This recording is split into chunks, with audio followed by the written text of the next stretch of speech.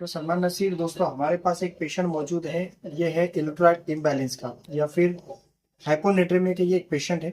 तो आज की इस वीडियो में मैं आप लोगों को ये बताऊंगा कि ये हाइपोनेट्रेमिया जो कि इलेक्ट्रोलाइट इम्बैलेंस का एक हिस्सा है, ये क्या होता है और इसको कैसे ट्रीट किया जाता है, इसकी वजह से क्या क्या सिम्टम्स दिखाई देते हैं, इसके क्या कॉजेज होते हैं और इसके क्या कॉम्प्लिकेशंस हो सकते हैं।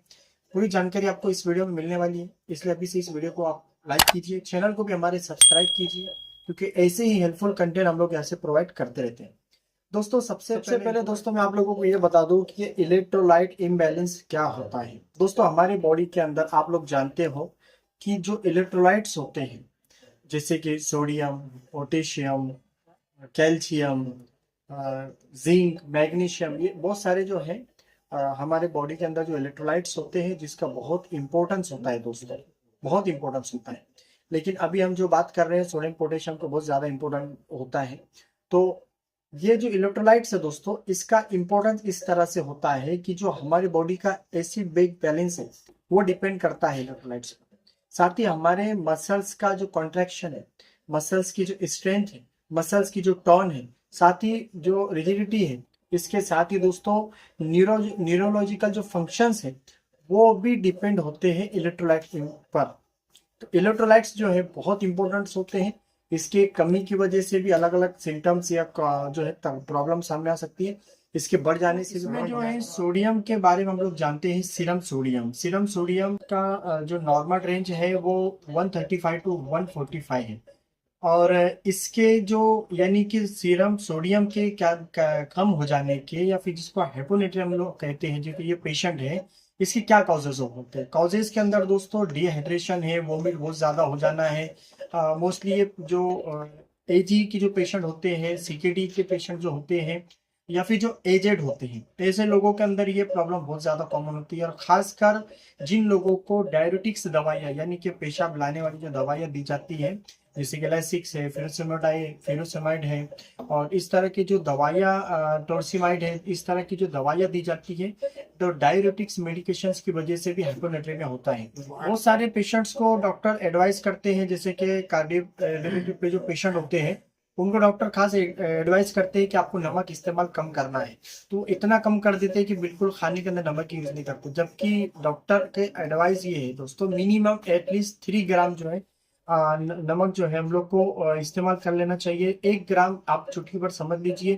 तो आप ब्रेकफास्ट में एक चुटकी, उसके अलावा 1 ग्राम लंच में, 1 ग्राम डिनर में, यानी 3 वक्त में अगर लेते हैं तो ये सोडियम का जो प्रॉब्लम है वो सॉल्व हो सकता है। इसके हाइपोटोनिक दोस्तों, इसके जो ट्रीटमेंट है, लाइन ऑफ ट्रीटमेंट जो है हाइपोटोनिक सॉल्यूशन, जिसको हम NH3% कह सकते हैं।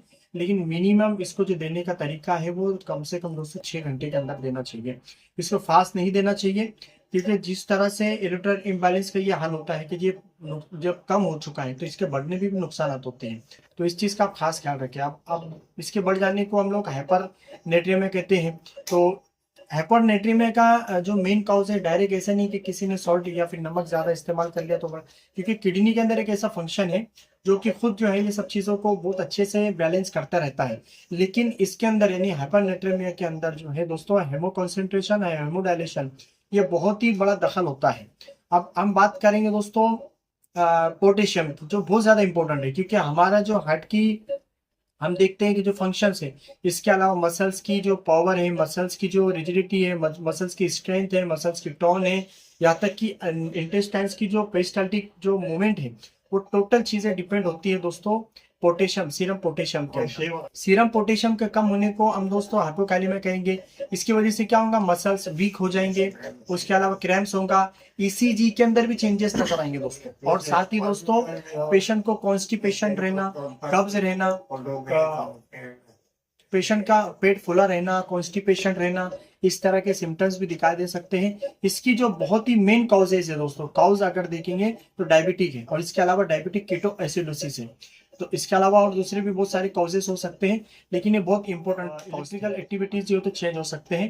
तो ये था दोस्तों इंपॉर्टेंट सोडियम पोटेशियम के बारे में आप लोगों को मैंने इन शॉर्ट में इंफॉर्मेशन देने की कोशिश किया। आई होप को अच्छी समझ में आ गया होगा।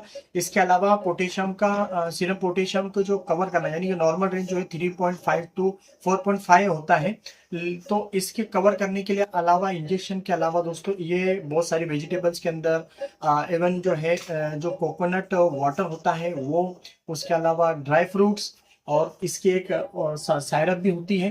तो इस तरह अलग अलग जो है तरीके से इसको जो है तो प्रोवाइड करने की या फिर इसको बैलेंस करने की कोशिश की जाती है। लेकिन जो पेशेंट क्रिटिकल होते हैं, जाहिर सी बात है उनको इंजेक्टेबल लगाना जरूरी हो जाता है। तो दोस्तों ये था इलेक्ट्रोलाइट बैलेंस के बारे में अहम जानकारी। आपको ऐसे ही अगर वीडियो देखना है तो हमारे चैनल का सब्सक्राइब करें। Thank you.